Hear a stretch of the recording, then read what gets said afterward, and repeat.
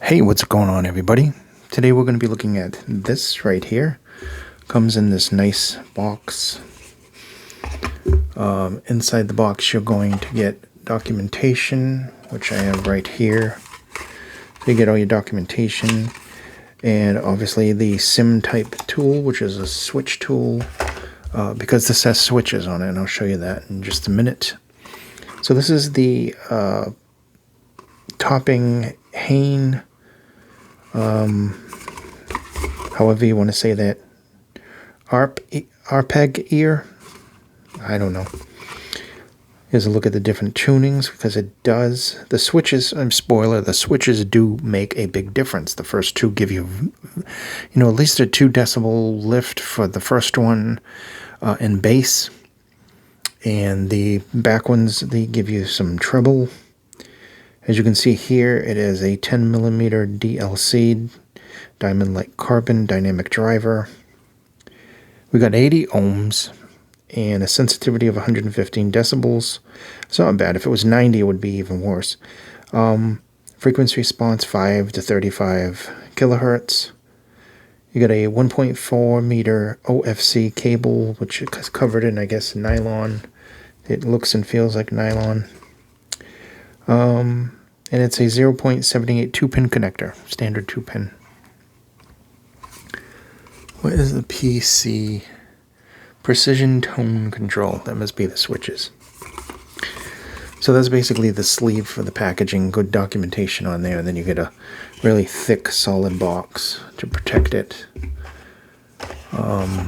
Inside the box, you will get these. It's a cassette. It'll have all the different little nozzle tips that you need. I had to do this. It's very late at night. I had to do this, and when you live with other people, neighbors and stuff, they make a lot of noise, and it's very difficult to do anything, to be honest. It's very tough living in headphones. So these look like the what are they called? The spring tips from Moondrop. Then you have these nice foamies, and then you have these smoke ones.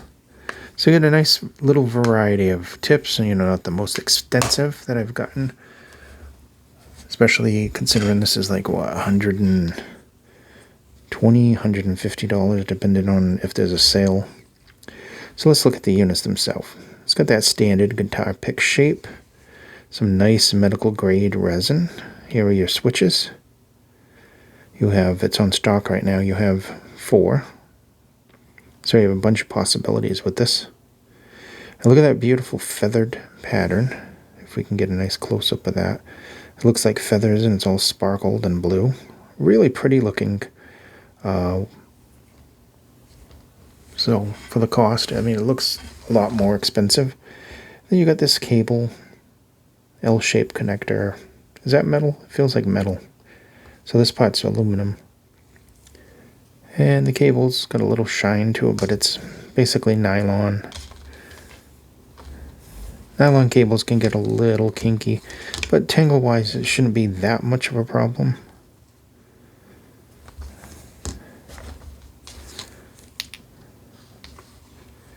You pop these off so you can see the nozzles right there.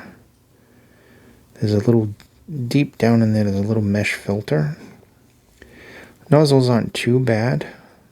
A little on the short side, but kind of the shape of it makes up for it, because it kind of goes up thinner there. So it's an ergonomic shape. It's very comfortable. There was good isolation. That's going to depend on your ears and your size of your ear canal, and whether or not you can find the right size tip. So we'll get into the... Oh yeah, it also comes with this. I don't have anything to say about this, to be honest. This is awful. It's just a little pouch. It's better than nothing, I guess, but honestly, I would have liked to see a bigger pouch, or one of those little purses like Celeste gives you, or the, a case, a little cheap case. Not that you can't buy one, but it's nice when they come with stuff like that. I mean, I have an IAM over here that's like $20, and that comes with this big case. So, anyway, that's my only down about this. The IAM itself is fantastic. And I kept this kind of spotlight thing going on because, I don't know, it's just a really beautiful IAM on the outside. And of course that means nothing. I've gotten a lot of really pretty IMs that just, like the angel ears, that sucked. But this one actually sounds really, really good. So we went over the specs. I'm going to leave a link for this below. I got this from Apos Audio. And so I'm not going to cover my whole written review. We're just going to go over the sound. So the sound on this is very versatile. I mean, very versatile. And it kind of starts out neutralish with a little, added bass to it.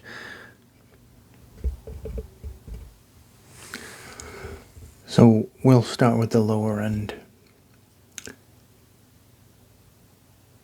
It's just north of balanced. So this is what the stock configuration. Bass is quick. It has a pleasant subtle rumble. Listening to different songs, especially like hip hop and stuff, where the bass is more emphasized, you can hear it more toward this.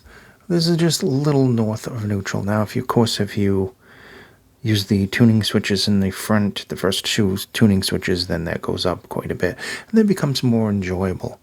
This can be tuned anything from a V shape to the Harmon to just a kind of slightly neutral with an emphasis on the bass a little bit more. Treble can go up. Each time you hit the switches, if you hit the back ones, you might get a little bit thinner mid-range, a little bit thicker mid-range. I think the balanced, the stock, is probably my favorite. Maybe adding a little bit more bass isn't a bad thing. I can do that by EQ or using the switches or changing the tips. But for the most part, very, very good when it comes to the bass presentation.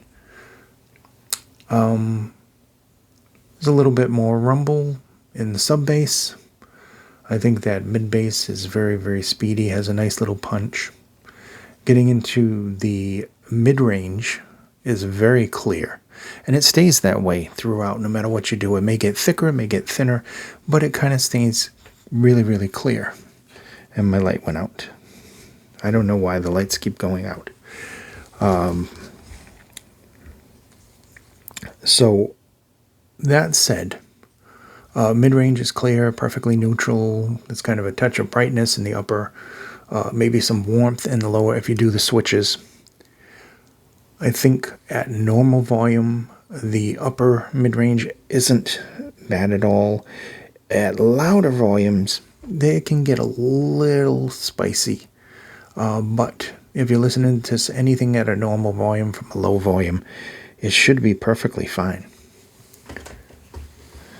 I'm just going to bring that down a little bit just to get a little bit of look at the sparkle while we're doing this. Treble is very clear, sparkling. It's got some nice air to it.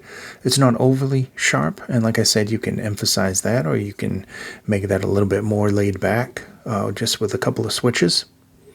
Soundstage, very well rounded. It's not a super wide soundstage, but it is a wide soundstage. It's open. It's an equal field, which meaning the width and the height and depth are basically equal. So it's good. You could use this for games and stuff like that, yes. Maybe add a little bit of bass if you're doing like a first-person shooter by using those switches. In a nutshell, very nice looking IM. It's got a decent cable.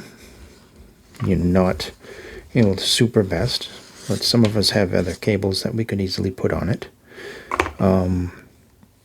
Even nylon. I got a nice, like a brassish kind of bronze cable that will look great on this, and a nice blue one.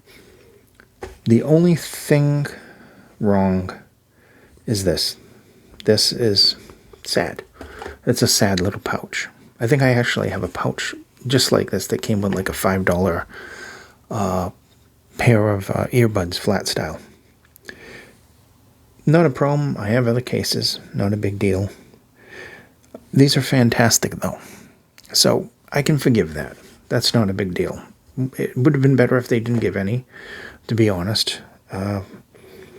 But these are phenomenal. They're comfortable. There's good isolation. There's excellent build quality. There's nice, smooth, medical-grade resin. This beautiful, feathered, sparkly thing going on the faceplate.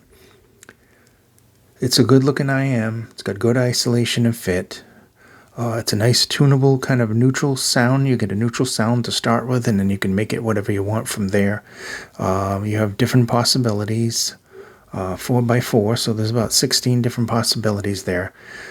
You can increase air, treble, bass. The switches actually work on this one, which there's a lot of them out that have even more switches. I've had ones that have 8 switches, and yet they don't really do that much. It's just such a subtle change that you might as well not even bother with it. And then you get lost in switching them, and I don't know. But anyway, this one actually works. It's good. I like it the way it is, right out of the package. They works well. The cable's thin, but it's a sturdy cable. I can't complain about that. And it says on the pouch is my least favorite thing. So yeah, that's it in a nutshell. It's a very good sounding IM. It's got good details. It's got good technicals. Like I said, a nice, well-rounded soundstage. Nice neutral, a little bit north of neutral stock with added bass, but not overpowering bass. You can add more decibels of bass with the switches.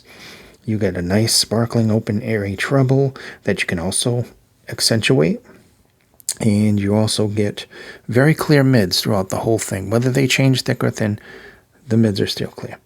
So that's it in a nutshell. This has been the Hane IM from Topping and from ArpegEar, if I'm even saying that right.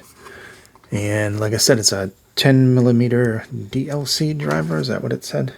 Yeah, diamond-like carbon driver on it, which is usually, when I have a diamond-like carbon driver, they're usually really bass-oriented. But this one is neutral, just like Topping's decks that they have. They're usually quite neutral. So anyway, thank you for watching. Be safe, and I'll see you in the next video.